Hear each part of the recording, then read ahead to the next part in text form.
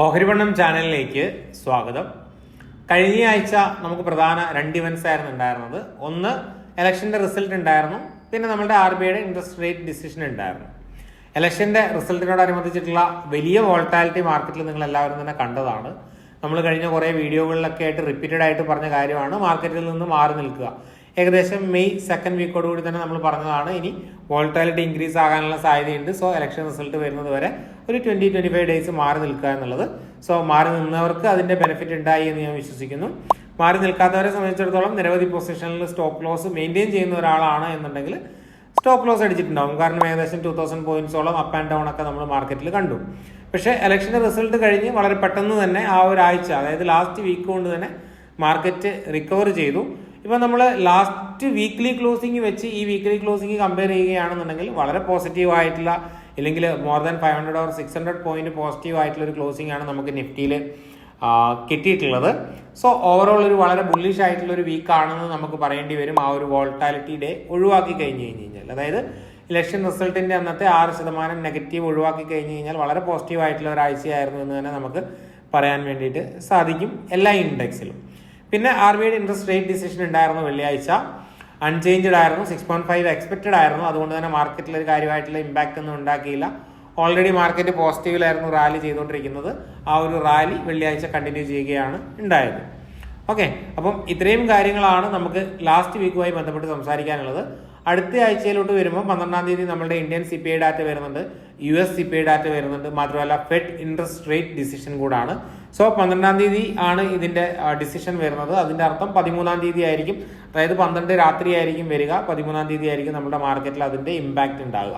So option trade ചെയ്യുന്നവരും positional trade ചെയ്യുന്നവരൊക്കെ അതായത് overnight position hold ചെയ്യുന്നവരൊക്കെ ഇങ്ങനെയുള്ള ഇവന്റുകൾ ഓർത്ത് വെക്കുന്നത് ഒരു പരിധിവരെ നല്ലതായിരിക്കും. ഇനി നമുക്ക് അടുത്ത ആഴ്ച കൺസിഡർ ചെയ്യാൻ പറ്റിയിട്ടുള്ള ചാർട്ടുകളും അതുപോലെ തന്നെ നമ്മളുടെ നിഫ്റ്റിയുടെയും ബാങ്ക് നിഫ്റ്റിയുടെയും ഒക്കെ ലെവൽസുകളും ചെക്ക് ചെയ്യാം.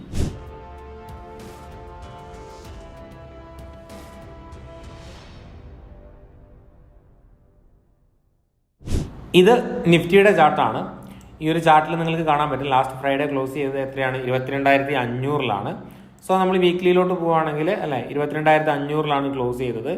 ഈ വീക്ക് ക്ലോസ് ചെയ്തിട്ടുള്ളത് ഏകദേശം 23,200 സംതിങ് ആണ്. സോ നമ്മൾ വീക്ക് ടു വീക്ക് കമ്പയർ ചെയ്യുകയാണെന്നുണ്ടെങ്കിൽ ഏകദേശം 3.3% പോസിറ്റീവിലാണ് 3.3% പോസിറ്റീവിലാണ് മാർക്കറ്റ് ക്ലോസ് ചെയ്തിട്ടുള്ളത്. പക്ഷേ നമുക്കറിയാം ഇവിടെ വലിയൊരു വിക്ക് കാണാൻ വേണ്ടിയിട്ട് പറ്റും. അത് ഇലക്ഷനോടനുബന്ധിച്ചിട്ടുള്ള സെല്ലിംഗ് ആണ്. ഓക്കെ, അപ്പം ഈ കാര്യങ്ങളൊക്കെ നിങ്ങൾക്ക് വ്യക്തമാണ്. മാർക്കറ്റിൽ സ്ട്രെങ്ത് ഉണ്ട് എന്ന് തന്നെയാണ് നമുക്ക് കാണിച്ചു തരുന്നത്. കാരണം മാർക്കറ്റിൽ അത്രയും വലിയൊരു സെല്ലിംഗ് വന്നുവെങ്കിലും വളരെ പെട്ടെന്ന് തന്നെ റിക്കവറായി. സോ ഈ ഒരു ട്രെൻഡ് ലൈനോടനുബന്ധിച്ച് പോകുന്ന ഇവിടെ ഒരു ബ്രേക്ക് ഔട്ട് വരികയും അല്ലെങ്കിൽ ഈ ഒരു ബ്രേക്ക് ഔട്ട് പോയിന്റിലാണുള്ളത്. എനിക്ക് തോന്നുന്നു വരുന്ന ദിവസങ്ങളിൽ മാർക്കറ്റ് കൂടുതൽ അപ്പ് സൈഡ് പോകാനാണ് സാധ്യത. അപ്പർ സൈഡ് നമുക്ക് നിലവിലുള്ള റെസിസ്റ്റൻസ് എന്ന് പറയുന്നത് ഓപ്പൺ ടെസ്റ്റ് പ്രകാരമുള്ള 23,500 എന്ന് പറയുന്ന ആ ഒരു സൈക്കോളജിക്കൽ ലെവൽ മാത്രമാണ്. അത് കഴിഞ്ഞ് കഴിഞ്ഞാൽ പിന്നെ 24,000 അങ്ങനെ പ്രധാനപ്പെട്ട റൗണ്ട് ഫിഗേഴ്സ് ആയിരിക്കും നമ്മുടെ സൈക്കോളജിക്കൽ ലെവലായിട്ട് ഇല്ലെങ്കിൽ ഒരു റെസിസ്റ്റൻസ് ആയിട്ട് ആക്ട് ചെയ്യാനുള്ള സാധ്യത. ലോവർ സൈഡിലോട്ട് വരുമ്പോൾ ഈ ഒരു ട്രെൻഡ് ലൈൻ ഉണ്ട്. ഇവിടെ ഓൾറെഡി അത് വയലേറ്റ് ആയി ഇല്ലെങ്കിൽ അത് ബ്രേക്ക് ചെയ്തു എങ്കിലും മുൻപോട്ടുള്ള സമയങ്ങളിലും അതിനെ റെസ്പെക്ട് ചെയ്യാനുള്ള സാധ്യത കൂടുതലാണ്. അല്ല എന്നുണ്ടെങ്കിൽ നമ്മൾ സിമ്പിളായിട്ട് കോമൺ ആയിട്ട് യൂസ് ചെയ്യുന്ന 50 മൂവിങ് ആവറേജും അല്ല എന്നുണ്ടെങ്കിൽ നമ്മുടെ 200 മൂവിങ് ആവറേജും. ഓക്കെ, 200 മൂവിങ് ആവറേജും നമുക്ക് യൂസ് ചെയ്യാം പ്രധാന കീ ലെവലുകൾ ഐഡന്റിഫൈ ചെയ്യാൻ വേണ്ടിയിട്ട്. മാർക്കറ്റ് വീണ സമയത്ത് നിങ്ങൾക്ക് കാണാൻ പറ്റും ഏകദേശം 200 മൂവിങ് ആവറേജിൽ വന്നിട്ടാണ്, അല്ലെങ്കിൽ ഏകദേശം ആ ഒരു ലെവലിൽ വന്നിട്ടാണ് കയറിപ്പോയത്.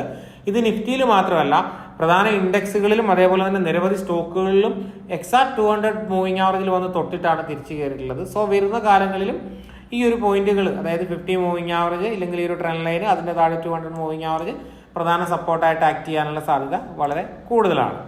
ഇനി നിഫ്റ്റി ബാങ്കിലോട്ട് വരികയാണ് എന്നുണ്ടെങ്കിൽ സെയിം ഓൾമോസ്റ്റ് സിമിലർ പിക്ചർ തന്നെയാണ്. പക്ഷെ നിഫ്റ്റിയുടെ അത്രയും സ്ട്രോങ് ആയിട്ടുള്ള ഒരു ബൈങ് അവിടെ വന്നിട്ടില്ല. സ്റ്റിൽ ഈ ഒരു ചാനലിൻ്റെ ഉള്ളിൽ തന്നെയാണ് ഉള്ളത്.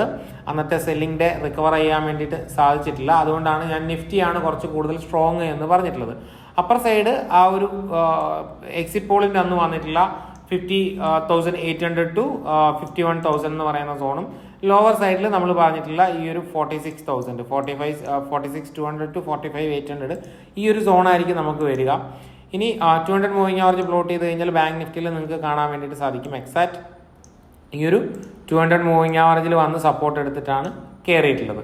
സോ 200 മൂവിങ് ആവറേജ് ഒബ്വിയസ്ലി നിങ്ങൾക്ക് എല്ലാവർക്കും അറിയുന്നതാണ്, വളരെ സ്ട്രോങ് സപ്പോർട്ടായിട്ട് ആക്ട് ചെയ്യാറുണ്ട്. ഇനി CNX സ്മോൾ ക്യാപ്പ് നോക്കുകയാണെന്നുണ്ടെങ്കിലും ഏകദേശം 200 മൂവിങ് ആവറേജിൻ്റെ അടുത്ത് തന്നെയാണ് ഉള്ളത്. പിന്നെ കഴിഞ്ഞ കുറേ കാലങ്ങളായിട്ട് എന്താ പറയുക, ഒരു സൈഡ് വേസിലാണ് ഉള്ളത്. ഏകദേശം ഒരു 6 മാസമായിട്ട്, അല്ലെങ്കിൽ ജാൻ തൊട്ട് ഇപ്പം ജൂൺ വരെ ഏകദേശം സ്മോൾ ക്യാപ്പ് സൈഡ് വേസിലാണുള്ളത്. സോ ഇവിടെ ഒരു ബ്രേക്ക് ഔട്ട് വരികയാണ് എന്നുണ്ടെങ്കിൽ അപ്സൈഡ് റാലി കണ്ടിന്യൂ ചെയ്യാനുള്ള സാധ്യതയുണ്ട്. ഓൾറെഡി ഇലക്ഷനോടനുബന്ധിച്ച് ഒരു വോൾട്ടാലിറ്റി വരികയും സെല്ലിംഗ് വരികയും തിരിച്ച് റിക്കവർ ആവുകയൊക്കെ ചെയ്തു. അതുകൊണ്ട് തന്നെ എനിക്ക് തോന്നുന്നു ഇനിയൊരു ഫ്രഷ് സെല്ലിങ്ങിനുള്ള സാധ്യത, പുതിയൊരു പ്രശ്നം ക്രിയേറ്റ് ആകുന്നത് വരെ ഫ്രഷ് സെല്ലിങ്ങിനുള്ള സാധ്യത ഉണ്ടാവില്ല എന്നുള്ളതാണ് എൻ്റെ തോന്നൽ. ഇനി മിഡ് ക്യാപ്പിലോട്ട് വരുമ്പോൾ മോശമല്ല, രണ്ടും ബാക്കിയുള്ള ഇൻഡെക്സുകളെ പോലെ തന്നെ സ്ട്രോങ് ആണ്. എക്സാക്ട് സെല്ലിംഗ് ഡേയുടെ അന്നത്തെ അത്രത്തോളം റിക്കവർ ചെയ്യാൻ പറ്റിയിട്ടില്ല എന്നുണ്ടെങ്കിലും ഏകദേശം അതിൻ്റെ അടുപ്പിച്ച് തന്നെ വന്നിട്ടുണ്ട്.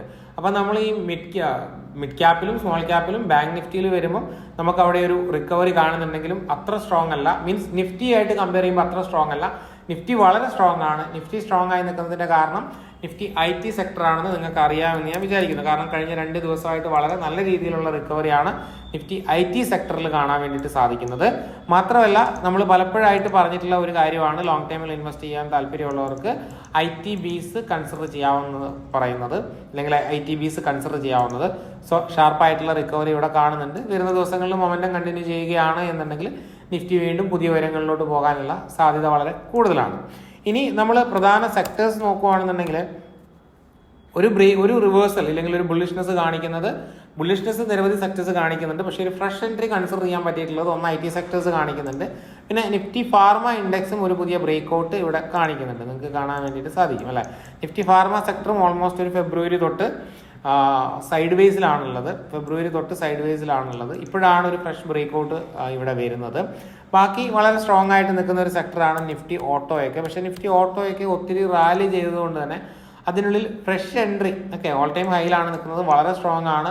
പക്ഷെ ഫ്രഷ് എൻട്രി എത്രത്തോളം സ്ട്രെങ്ത് ഉണ്ട്, ഇല്ലെങ്കിൽ എത്രത്തോളം റിസ്ക് വെച്ച് കമ്പയർ ചെയ്യുമ്പം ഫേവറബിൾ ആണ് എന്നുള്ളത് നമ്മൾ കണ്ട് തന്നെ അറിയേണ്ടതായിട്ട് ഇരിക്കണം. അപ്പോൾ ഇത്രയും കാര്യങ്ങളാണ് നമുക്ക് ഇൻഡെക്സുമായി ബന്ധപ്പെട്ട് സംസാരിക്കാനുള്ളത്.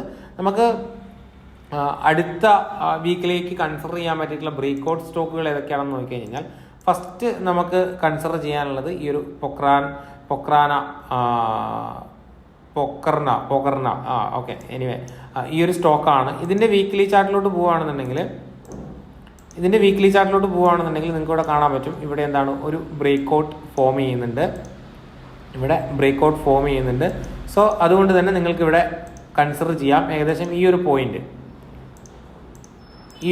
നിങ്ങൾക്ക് ടാർഗറ്റ് വരാനുള്ള സാധ്യത വളരെ കൂടുതലാണ്. ഇമ്മീഡിയറ്റ് ടാർഗറ്റ് ഏകദേശം ഈ ഒരു ക്യാൻഡലിൻ്റെ താഴെ സ്റ്റോപ്പ് ലോസ് ഇട്ടുകൊണ്ട് നിങ്ങൾക്ക് ബൈ കൺസിഡർ ചെയ്യാവുന്നതാണ്. അത്യാവശ്യം വോളിയം പാർട്ടിസിപ്പേഷനൊക്കെ നമുക്കവിടെ കാണാൻ വേണ്ടി സാധിക്കുന്നുണ്ട്. സോ ഈ ഒരു സ്റ്റോക്ക് ഏകദേശം 200 മൂവിങ് ആവറേജിൽ സപ്പോർട്ട് എടുത്തിട്ട് കൂടാണ് കയറുന്നത്. അതുകൊണ്ട് തന്നെ നിങ്ങൾക്ക് ഈ ഒരു സ്റ്റോക്ക് പൊക്രാന ബ്രേക്ക് ഔട്ടിന് വേണ്ടിയിട്ട് കൺസിഡർ ചെയ്യാം. ഏകദേശം വീക്ക്ലി ക്യാൻഡലിൻ്റെ താഴെ സ്റ്റോപ്പ് ലോസ് എന്ന് പറയുമ്പോൾ എനിക്ക് തോന്നുന്നു ഏകദേശം 20% അടുത്ത് വരുന്നുണ്ട്. 20% അടുത്ത് വരുന്നുണ്ട്. നിങ്ങൾക്കിനി സ്റ്റോപ്പ് ലോസ് കുറയ്ക്കണം എന്നുണ്ടെങ്കിൽ അതെന്താണ്, ഡെയിലി ചാർട്ടിലോട്ടൊക്കെ പോയിട്ട് അതിൻ്റെ സ്റ്റോപ്പ് ലോസ് റെഡ്യൂസ് ചെയ്യാൻ വേണ്ടിയിട്ട് സാധിക്കുന്നതാണ്. ഇനി രണ്ടാമത്തെ സ്റ്റോക്ക് എന്ന് പറയുന്നത് അവന്തി ഫീഡാണ്. ഈ ഒരു സ്റ്റോക്ക് ഏകദേശം 200 മൂവിങ് ആവറേജിൻ്റെ അവിടെ നിന്ന് തന്നെയാണ് തിരിച്ചു കയറുന്നത്. മാത്രമല്ല ഇവിടെ ഒരു ട്രെൻഡ് ലൈൻ ബ്രേക്ക് ഔട്ട് നമുക്ക് കാണാൻ വേണ്ടിയിട്ട് സാധിക്കും.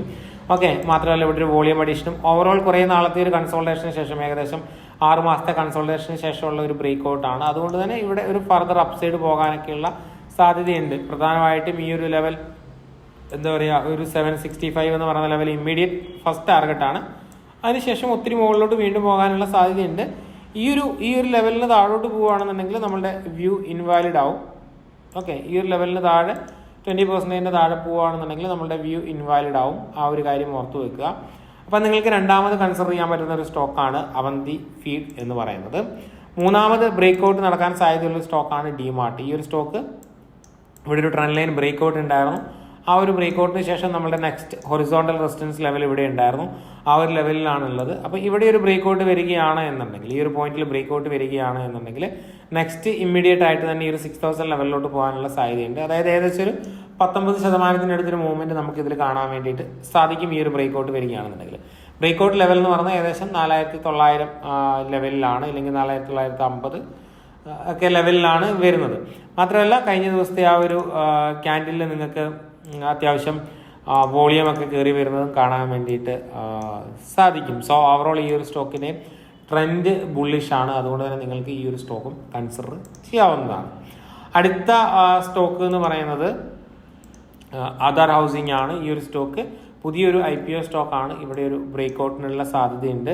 സോ വരുന്ന ദിവസങ്ങളിൽ ഇവിടെ എന്താണ് ഒരു കൺസോൾട്ടേഷനൊക്കെ ഫോം ചെയ്തിട്ട് ഒരു ബ്രേക്ക് ഔട്ടൊക്കെ വരികയാണ് എന്നുണ്ടെങ്കിൽ കുറച്ചും കൂടെ സ്ട്രോങ് ആയിരിക്കും. നിങ്ങൾക്ക് ഇവിടെ ഈ ഒരു ബ്രേക്ക് ഔട്ട് പോയിന്റിൽ പിന്നെ എൻട്രി ചെയ്യാവുന്നതാണ്. ഓക്കെ, സോ ഇങ്ങനെ ഒരു ഫോർമേഷനൊക്കെ ആണെന്നുണ്ടെങ്കിൽ വളരെ നല്ല രീതിയിൽ മൂവ് ചെയ്യാനുള്ളൊരു സാധ്യതയുണ്ട് ഈ ഒരു സ്റ്റോക്ക് ആധാർ ഹൗസിംഗ് ഫിനാൻസ്. ഇവിടുന്ന് ഡയറക്റ്റ് നിങ്ങൾക്ക് എൻട്രി എടുക്കാൻ വേണ്ടിയിട്ട് സാധിക്കും. ഏകദേശം ഈ ഒരു ക്യാൻഡിലിൻ്റെ സ്റ്റോപ്പ് ലോസ് ഇല്ലെങ്കിൽ ലോ നിങ്ങൾക്ക് കൺസിഡർ ചെയ്യാവുന്നതാണ്. ഏകദേശം എനിക്ക് തോന്നുന്നു ഒരു എത്രയാണ് 369 to 342, അപ്പോൾ ചെറിയ പെർസെൻറ്റേജേ ഉള്ളൂ. സോ ഇവിടുന്ന് നമ്മൾ കാൽക്കുലേറ്റ് ചെയ്യുകയാണെന്നുണ്ടെങ്കിൽ ഏകദേശം 7% സ്റ്റോപ്പ് ലോസിൽ നിങ്ങൾക്ക് ഈ ഒരു ട്രേഡിൽ ഇതിൻ്റെ ഹൈ ബ്രേക്ക് ചെയ്യുമ്പം എൻട്രി എടുക്കാൻ വേണ്ടിയിട്ട് സാധിക്കും. അടുത്ത സ്റ്റോക്ക് എന്ന് പറയുന്നത് അശോക് ബിൽഡ്കോൺ ആണ്. ഈ ഒരു സ്റ്റോക്കും ഈ ഒരു പോയിന്റിൽ ബ്രേക്ക് ഔട്ടാണ് അല്ലേ, ഈ ഒരു പോയിന്റിൽ ബ്രേക്ക് ഔട്ടാണ്. മാത്രമല്ല നല്ല രീതിയിലുള്ള ഒരു വോളിയം അഡീഷനൊക്കെ ഇവിടെ വന്നിട്ടുണ്ട്. ഇവിടെ ഒരു വോളിയം അഡീഷനൊക്കെ വന്നിട്ടുണ്ട് കുറേ നാളുകൾക്ക് ശേഷം. സോ ഈ ഒരു ബ്രേക്ക് ഔട്ട് നിങ്ങൾക്ക് കൺസിഡർ ചെയ്യാം. സ്വിംഗ് ലോ നിങ്ങൾക്ക് സ്റ്റോപ്പ് ലോസ് ആയിട്ട് ചൂസ് ചെയ്യാവുന്നതാണ്. ഏകദേശം ഈ ഒരു പോയിന്റിൽ നിന്ന് 20% സ്റ്റോപ്പ് ലോസ് ഇതിലും വരുന്നുണ്ട് അശോക ബിൽഡ്കോണിൽ. സോ ഈ ഒരു സ്റ്റോക്ക് നിങ്ങൾക്ക് കൺസിഡർ ചെയ്യാം, അശോക ബിൽഡ്കോൺ. എൻട്രി പോയിന്റ് ഏകദേശം ഈ ഒരു ക്യാൻഡിലിൻ്റെ ഹൈക്ക് മുകളിൽ. ഇനി നമുക്ക് വരുന്നത് സൺടെക് ആണ്. സൺടെക്കിൻ്റെ വീക്ക്ലി ചാർട്ടാണിത്. സൺടെക്കിൻ്റെ വീക്ക്ലി ചാർട്ട് നോക്കുകയാണെന്നുണ്ടെങ്കിൽ ഇവിടെ ഒരു ട്രെൻഡ് ലൈൻ ബ്രേക്ക് ഔട്ട് നമുക്ക് വന്നിട്ടുണ്ട് അല്ലെ, ട്രെൻഡ് ലൈൻ ബ്രേക്ക് ഔട്ട് നമുക്ക് വന്നിട്ടുണ്ട്. ഇവിടെ ഒരു വോളിയം പാർട്ടിസിപ്പേഷൻ നമുക്ക് കാണാൻ വേണ്ടിയിട്ട് സാധിക്കും. മാത്രമല്ല റിയാലിറ്റി സെക്ടേഴ്സ് ഓൾറെഡി നല്ല രീതിയിൽ മൂവ് ചെയ്തതാണ്, പോസിറ്റീവ് ആയിട്ടുള്ള സെക്ടേഴ്സാണ്. പക്ഷേ ഈ ഒരു റിയാലിറ്റി സ്റ്റോക്ക് അത്രത്തോളം മൂവ് ചെയ്തിട്ടില്ല. മേ ബി അതുകൊണ്ട് തന്നെ ഇതിനുള്ളിൽ ഒരു പൊട്ടൻഷ്യൽ ഉണ്ട് എന്നാണ് ഞാൻ വിശ്വസിക്കുന്നത്. അപ്പോൾ ഈ ഒരു സ്റ്റോക്ക് നിങ്ങൾക്ക് കൺസിഡർ ചെയ്യാം. സ്റ്റോപ്പ് ലോസ് സ്വാഭാവികമായിട്ട് ഈ ഒരു ക്യാൻഡിലിൻ്റെ ലോ ഇല്ലെങ്കിൽ ഈ ഒരു ഇത് ഡെയിലി ചാർട്ടാണ്. Okay, daily ചാർട്ടാണ്.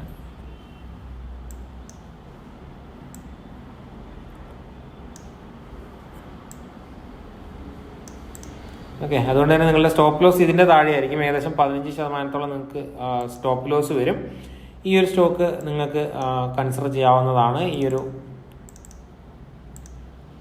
ഈ ക്യാൻഡിലിൻ്റെ ഹൈ ബ്രേക്ക് ചെയ്യുമ്പം നിങ്ങൾക്ക് എൻട്രി കൺസിഡർ ചെയ്യാവുന്നതാണ്. ഇനി അടുത്ത സ്റ്റോക്ക് എന്ന് പറയുന്നത് ഗോകുൽ ആഗ്രോ ആണ്. ഈ ഒരു സ്റ്റോക്ക് ഇതൊരു റെസിസ്റ്റൻസ് പോയിന്റ് ആയിരുന്നു അല്ലെ, ഇതൊരു റെസിസ്റ്റൻസ് പോയിന്റ് ആയിരുന്നു. അതിനുശേഷം ഇവിടെ ഒരു ബ്രേക്ക് ഔട്ട് ട്രൈ ചെയ്തു. അതിനുശേഷമാണ് നമ്മുടെ ഇലക്ഷനോടനുബന്ധിച്ചിട്ടുള്ള ആക്ടിവിറ്റീസും അതിൻ്റേതായിട്ടുള്ള വോൾട്ടാലിറ്റി ഒക്കെ വന്നത്. സോ ഇവിടെ നല്ല രീതിയിൽ വോളിയം ബിൽഡപ്പ് ആകുന്നതൊക്കെ നിങ്ങൾക്ക് കാണാൻ വേണ്ടിയിട്ട് സാധിക്കും. സോ ഇതിലൊരു ബ്രേക്ക് ഔട്ട് വരികയാണ് എന്നുണ്ടെങ്കിൽ അപ്സൈഡ് പോകാനുള്ള പോസിബിലിറ്റീസ് വളരെ കൂടുതലാണ്. ഓക്കെ, സോ അതുകൊണ്ട് തന്നെ ഈ ഒരു സ്റ്റോക്ക് നിങ്ങൾക്ക് കൺസിഡർ ചെയ്യാവുന്നതാണ്. സോ നമ്മൾ ഏകദേശം ഇന്ന് നിരവധി സ്റ്റോക്കുകൾ സജസ്റ്റ് ചെയ്തിട്ടുണ്ട്. അതിൻ്റെ പ്രധാന ഒരു കാരണം എന്ന് പറയുന്നത് നമ്മുടെ മാർക്കറ്റിലെ പ്രധാനപ്പെട്ട ഇവൻറ്റ്സ് ഒക്കെ കഴിഞ്ഞു എന്ന് നമുക്കൊരു പരിധിവരെ പറയാൻ വേണ്ടിയിട്ട് സാധിക്കും.